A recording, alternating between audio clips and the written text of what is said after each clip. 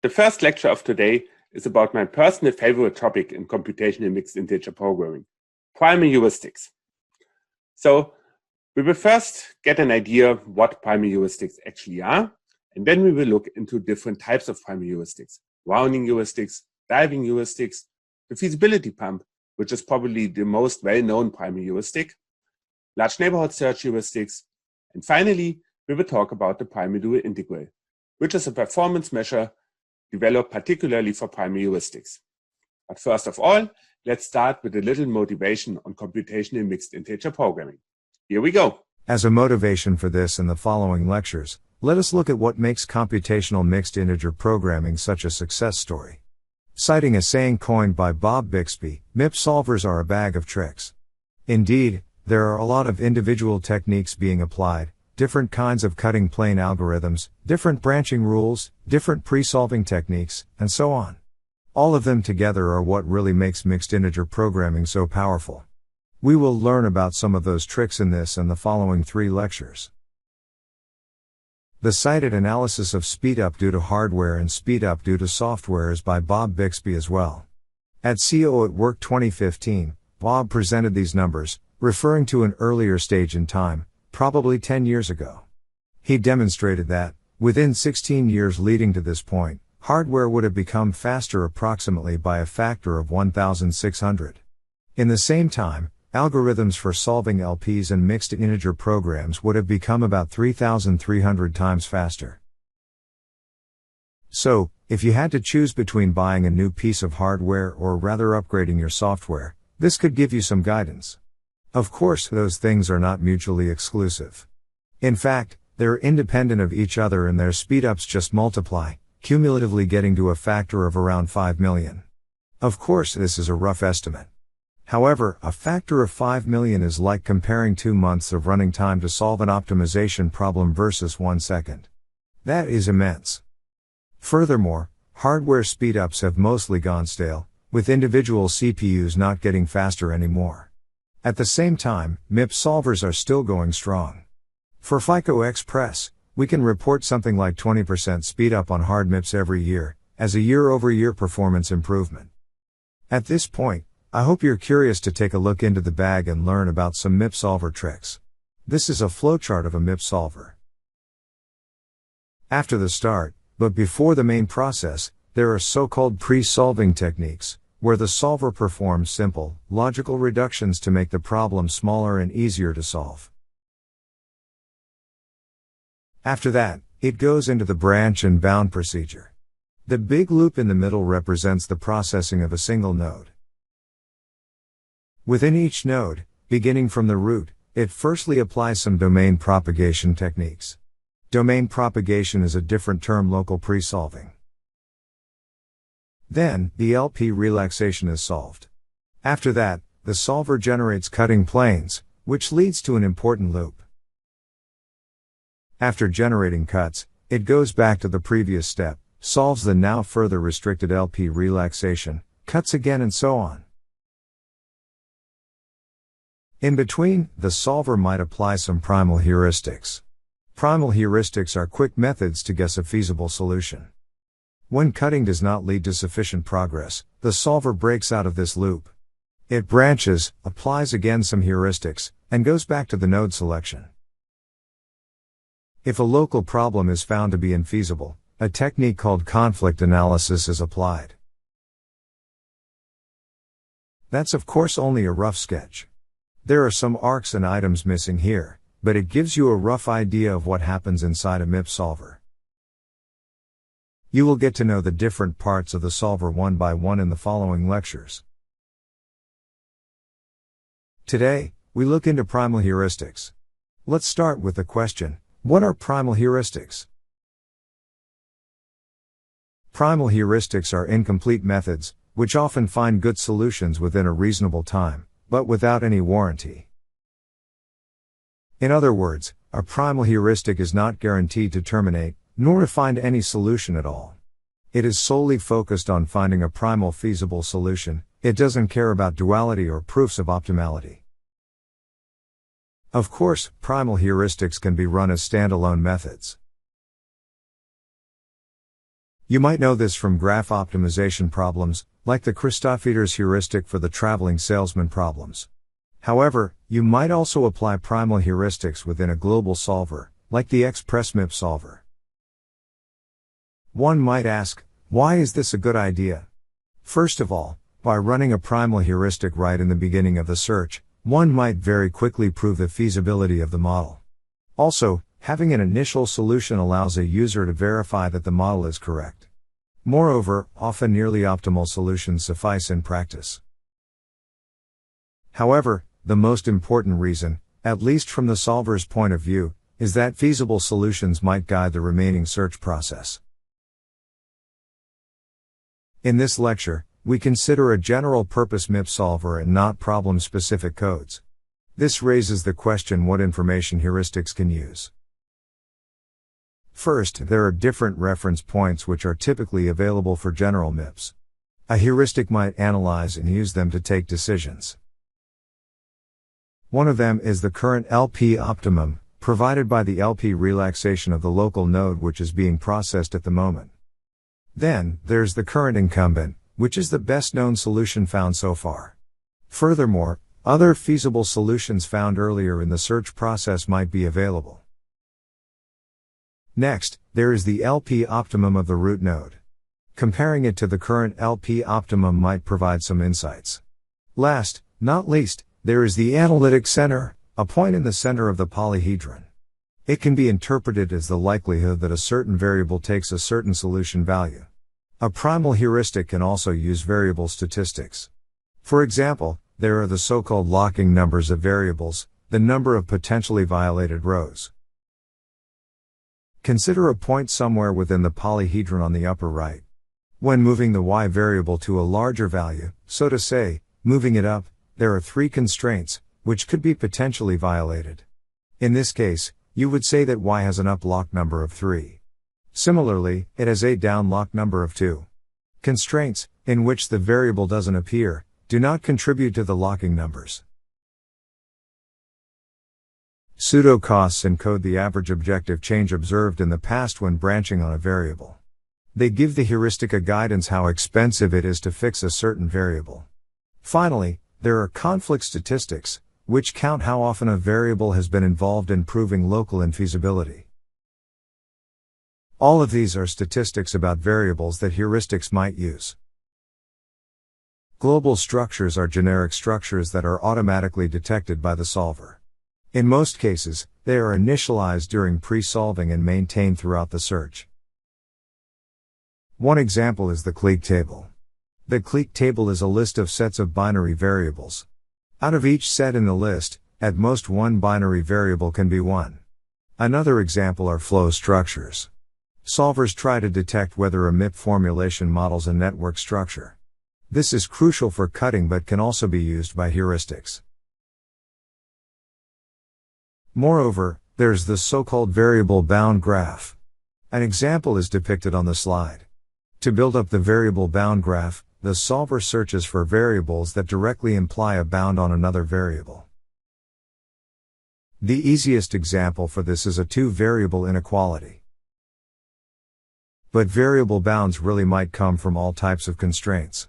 In the example, you can see that finding a tighter lower bound for x will lead to a tighter lower bound for y from constraint 1b and to tighter upper bound for y and z, from constraints 3b and 2b, respectively. We can build up a directed graph which encodes this information. We can now study paths in this graph. Finding a tighter bound on x leads to a tighter lower bound on y, that implies a tighter upper bound on x and so on. In particular, this graph suggests an order in which you should try to fix variables to exploit. Finally, symmetry information. This means the knowledge whether certain sets of variables are interchangeably among each other, can be used by heuristics. There are different types of primal heuristics, rounding heuristics, diving heuristics, large neighborhood search heuristics and feasibility pump type heuristics, which are named after the most important heuristic from that type. We won't cover pivoting heuristics, which manipulate the simplex algorithm directly. However, we will speak about the other 4 kinds in more detail. There's another way to categorize heuristics, namely start versus improvement heuristics.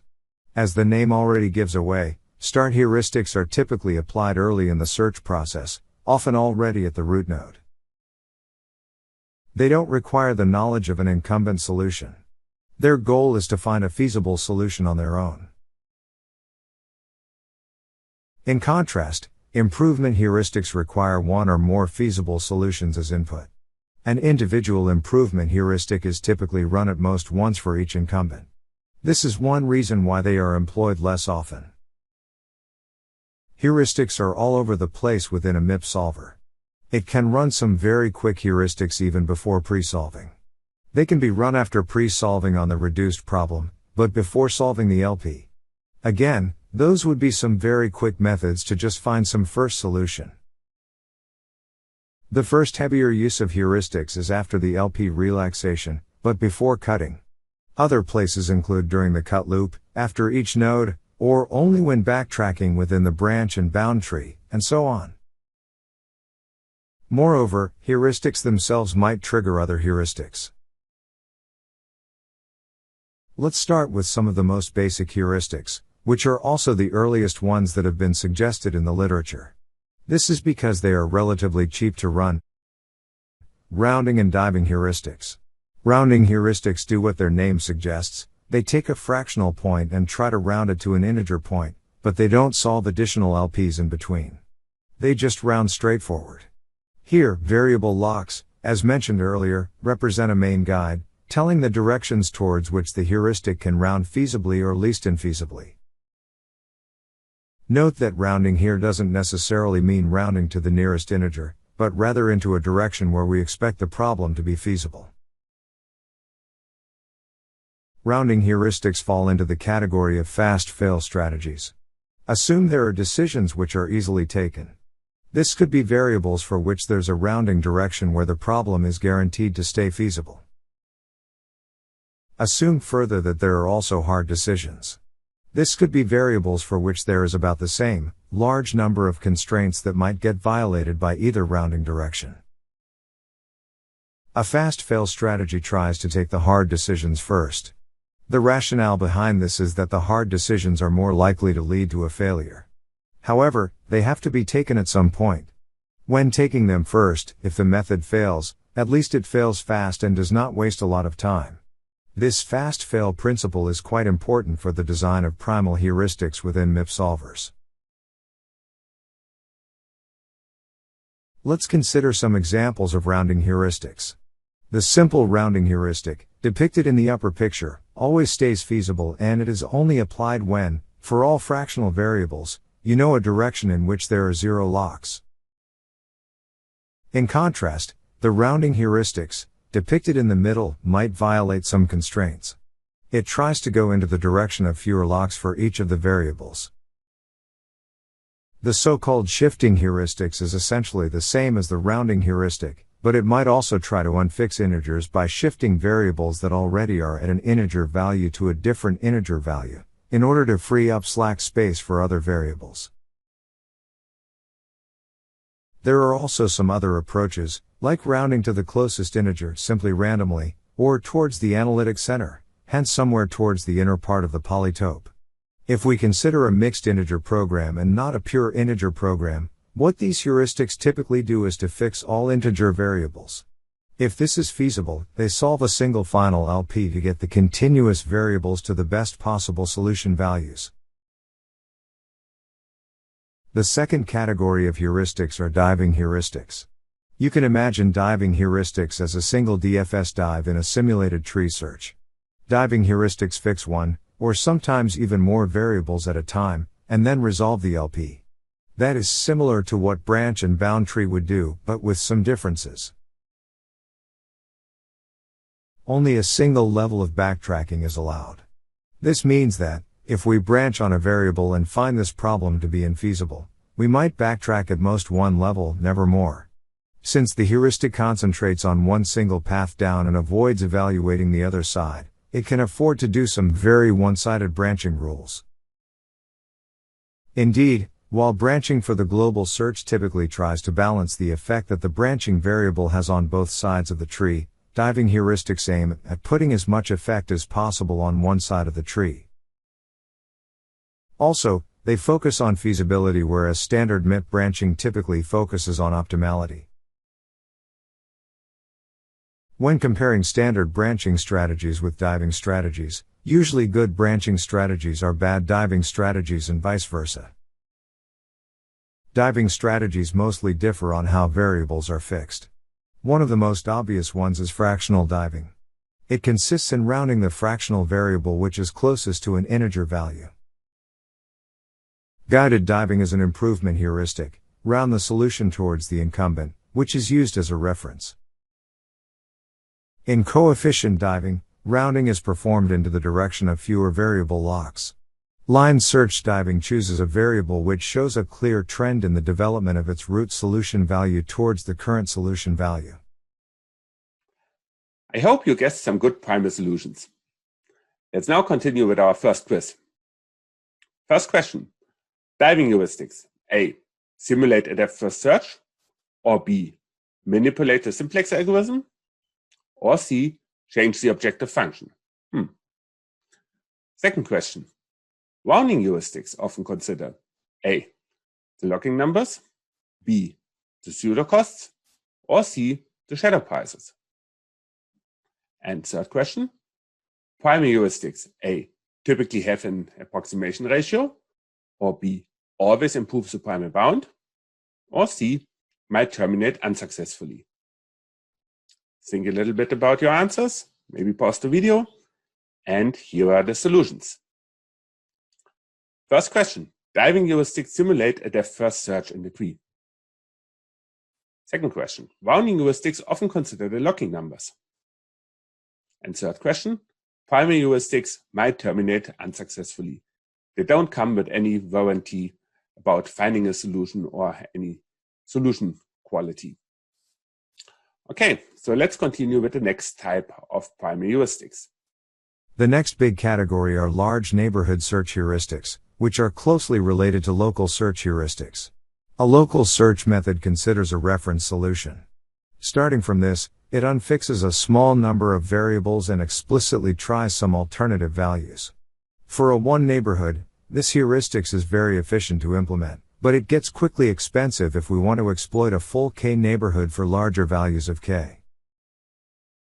Even for a 2 neighborhood, it might be necessary to only consider a subset of the candidates. This is why local search heuristics often have some fixed rules on how they unfix variables and which combinations of them they want to try. Therefore, they typically exploit structures of the problem, like the famous Lin-Kernighan heuristic for the TSP. Speaking about TSP heuristics, the link on the slide and in the description is a good source for a visual comparison of many TSP heuristics. Although MIP and TSP are clearly different, some of the principles of heuristic design can be recognized here. See how farthest insert produces a significantly better solution than the intuitive nearest insert. The important difference is that farthest insert considers the difficult decisions in the beginning, whereas nearest insert keeps them to the end. This resembles the application of a fast-fail strategy: take difficult decisions first. A simple greedy is even worse in that respect. Also see how a well-dosed amount of randomization helps to escape local optima, like in the chained version of Lin-Kernighan. Pause the video now to study those TSP heuristics. Although related, local search is not the same as large neighborhood search. As a similarity, both consider one or also several reference solutions. However, LNS heuristics do not search small local neighborhoods of size 1, 2 or small k, but they typically create an auxiliary problem that is too hard to solve by enumeration. Such a problem typically consists of something like 10 or 20% of the variables of the original problem. For example, in a MIP problem with 100,000 decision variables, a large neighborhood search heuristic might easily consider to leave more than 10,000 variables unfixed. Then, a partial MIP solve is performed on this subproblem. Thereby, alternative solutions are not tried explicitly, but implicitly. And it might be that not the whole neighborhood is explored, but only a small part.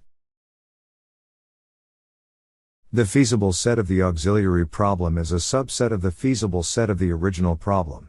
In most cases, also the problem itself is a sub-problem of the original one. It is generated according with some neighborhood definition. One of the most common ways to create these auxiliary problems is to fix some variables or add some very restrictive constraints. Some might also change the objective function, even though, strictly speaking, this cannot be considered a subproblem anymore. Only the set of feasible solutions is a subset of the original feasible set. However, if the original problem is a mixed integer program, then the auxiliary problem will, of course, still be a mixed integer problem. The partial MIP solve again might use large neighborhood search within large neighborhood search. Thus, here, heuristics can very effectively use other heuristics. Whereas diving was trying to solve MIPS by solving some additional LPs, large neighborhood search heuristics try to solve MIPS by solving MIPS. One heuristic of this type is called RINS, which stands for Relaxation Enforced Neighborhood Search. RINS is a start heuristics that tries to search the vicinity of a relaxation solution. Being a start heuristic is a main difference to other large neighborhood search heuristics, which typically are improvement heuristics. As a reference point, RINS uses the LP optimum of the local node problem. Hence, it simply fixes all integer variables to the value which they take in the LP solution and reduces the domain of the fractional variables to the two closest integers. In the picture here, the z variable is already integer with value 0, hence it is fixed. By this, the original problem is reduced to the subproblem in the two darker shades, the pentagon on the bottom of the solid. Then, the heuristic restricts the domain of the fractional variables. Hence, the y variable is restricted to the two closest integers, which means that RINS would simply optimize over this little dark blue triangle. Briefly speaking, RINS optimizes over the set of all possible roundings. Closely related to RINS is the idea of RINS, which precedes the presentation of the RINS heuristic and is one of the first large neighborhood search heuristics for MIPS that was introduced. The idea of RINS is really neat. It tries to search the common neighborhood of the relaxation solution and the incumbent solution by fixing the variables that are identical in both reference points.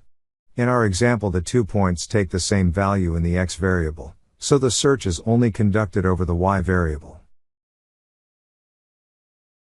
As an important observation, the RINS sub-MIP will always have at least one feasible solution, which is the incumbent.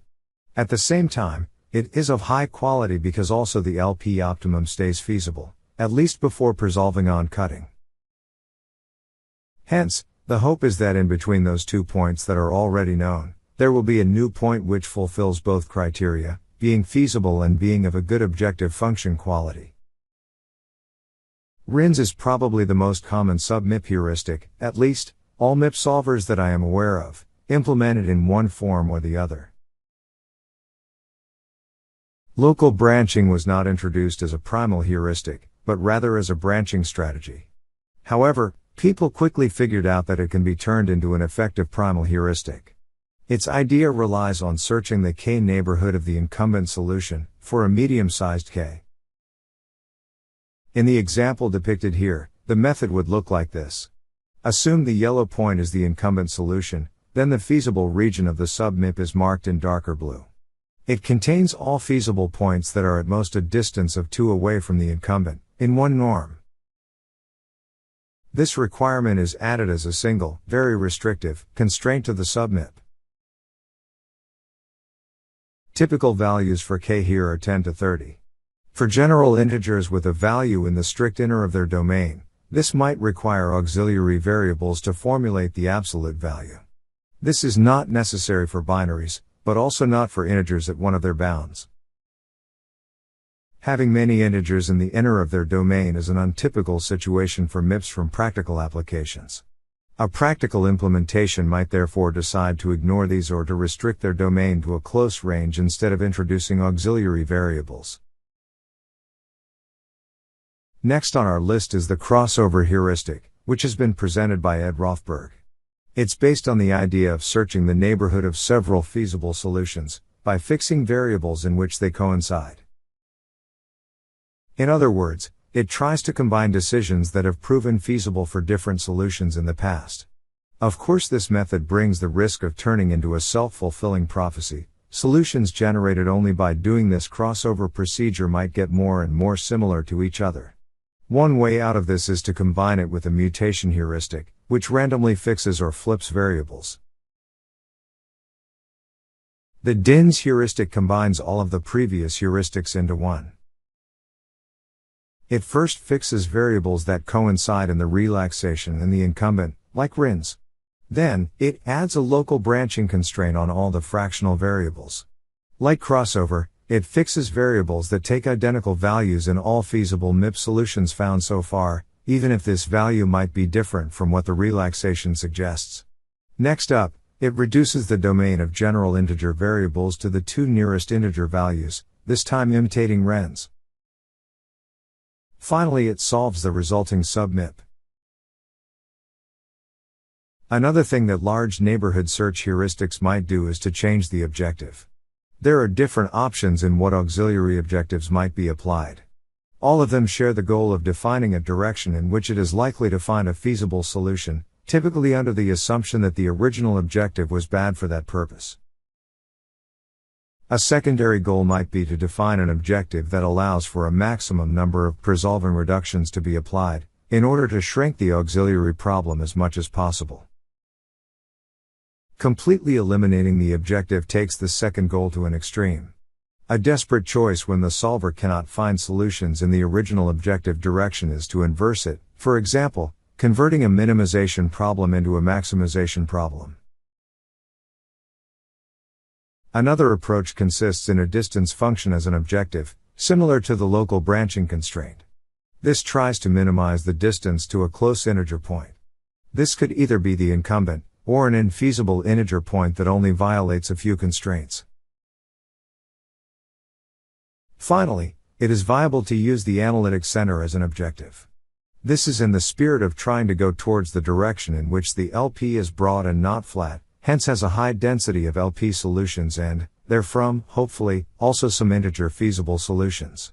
This latter approach proved particularly worthwhile for pure binary problems where the value of the analytic center can be interpreted as a likelihood that a certain binary is 1. Graph-induced neighborhood search is another take at implementing a k-neighborhood for larger k. Local branching introduces a soft fixing constraint for doing so, but does not actually fix any variable. Graph-induced neighborhood search, however, performs explicit fixings, in order to get reasonably small submips. It chooses a focus variable S and considers a neighborhood of that variable. The neighborhood is defined by analyzing the variable constraint graph. This means variables that appear in a constraint together with S, are considered to have distance 1. Variables that do not appear together with S, but with variables of distance 1, are considered to have distance 2 and so on. In the submip, variables below a certain distance threshold k will be left unfixed, all variables with larger distance will be fixed. The choice of k is instance dependent. The heuristic determines a target rate of a percentage of variables that should be fixed and choose the largest k such that the target fixing rate is fulfilled. Curiously, a very similar idea can be applied to increase the number of fixed variables when one of the other variable fixing LNS heuristics like RINS, RENS and crossover cannot fix enough variables. In this case, one can again determine a focus variable and fix other variables in its vicinity.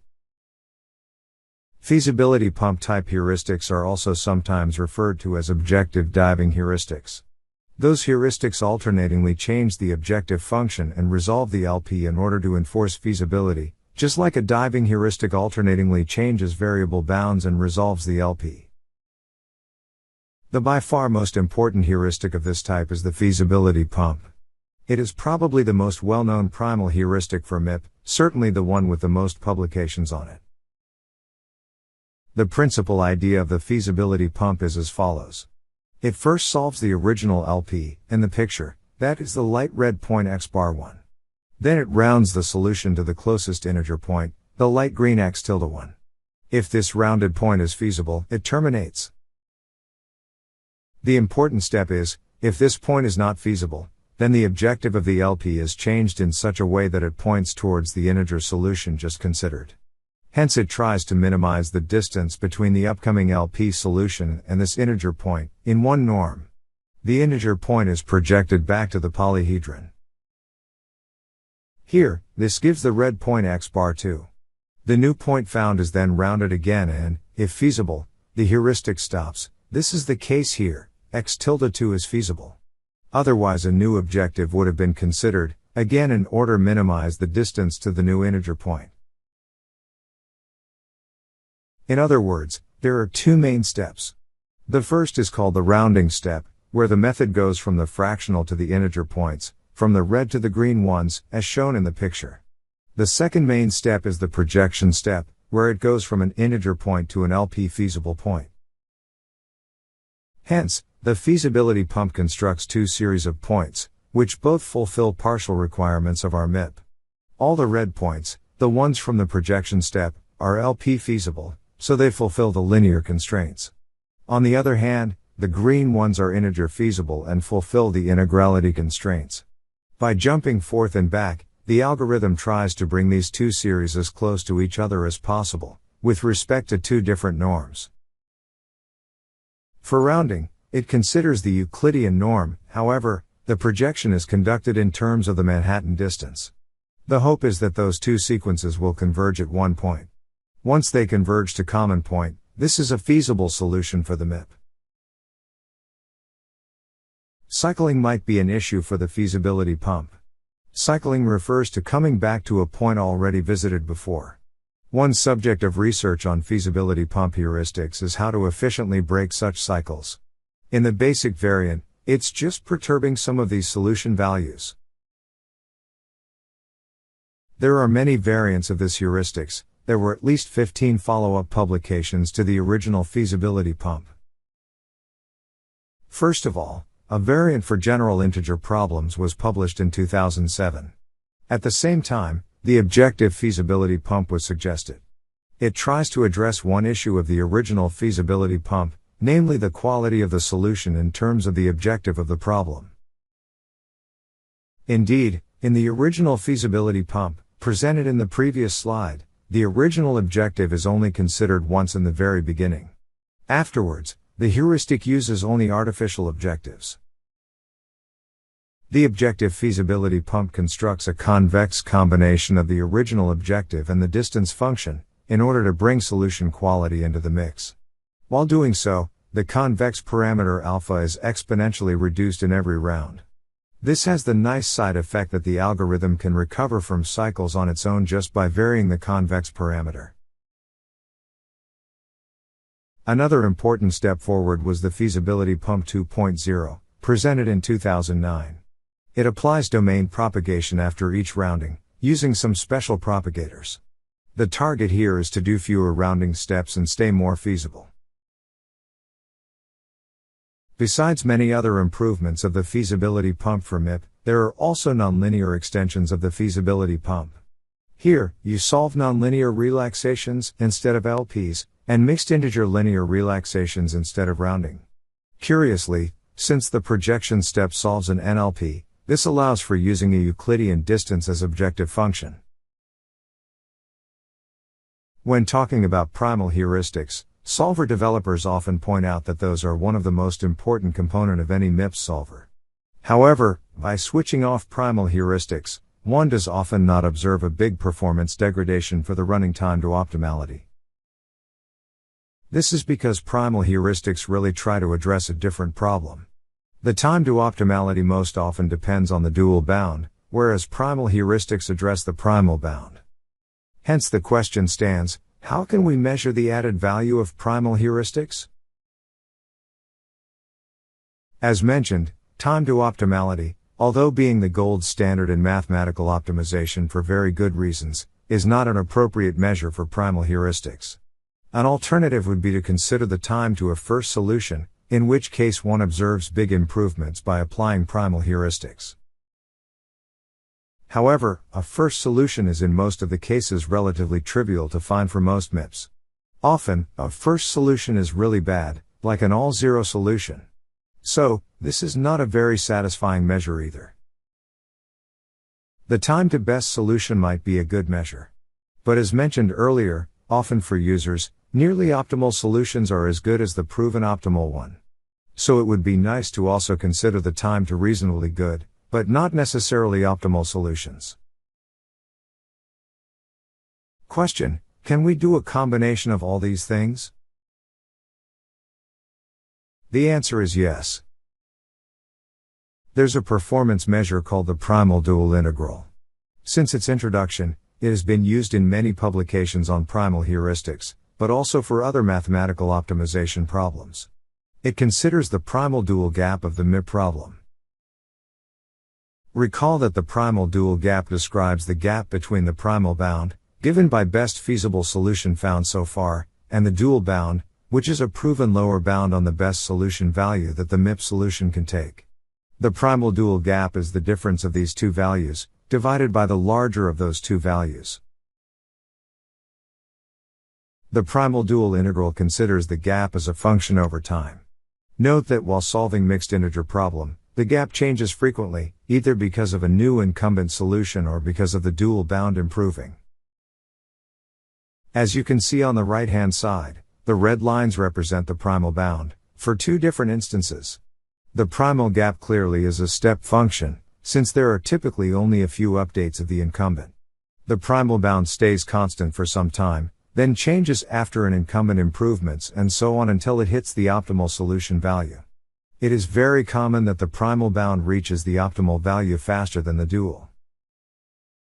At the same time, there's the dual bound which raises more continuously.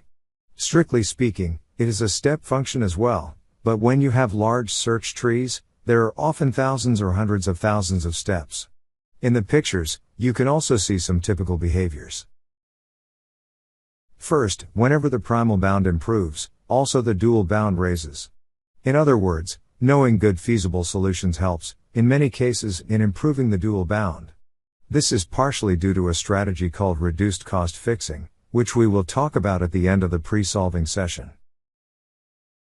Secondly, another typical behavior that you see is that the dual bound has a tailing off behavior, stays almost constant for a long time at the end of the solve and just rises again towards the end of the search.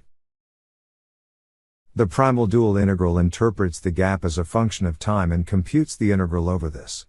This is the area between those two lines. The rationale is that, the smaller this area, the better the solution process of the MIP. The primal-dual integral favors finding good solutions early.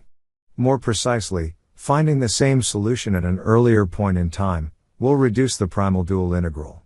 The same holds when a better solution is found at the same point in time, assuming that the rest of search is unaffected. In other words, the primal-dual integral looks at both quality and speed. It gives you the expected solution quality, assuming an unknown termination time, by computing the average gap over the running time. A recent extension of this, called the confined primal integral, particularly addresses nonlinear problems and the issue of comparing local and global solvers. All right, so we are at the end of our first lecture for today. This means it is quiz time. First question. LNS stands for A, large neighborhood search, B, local neighborhood search, or C, local native search. Second question. What is the idea of RINS?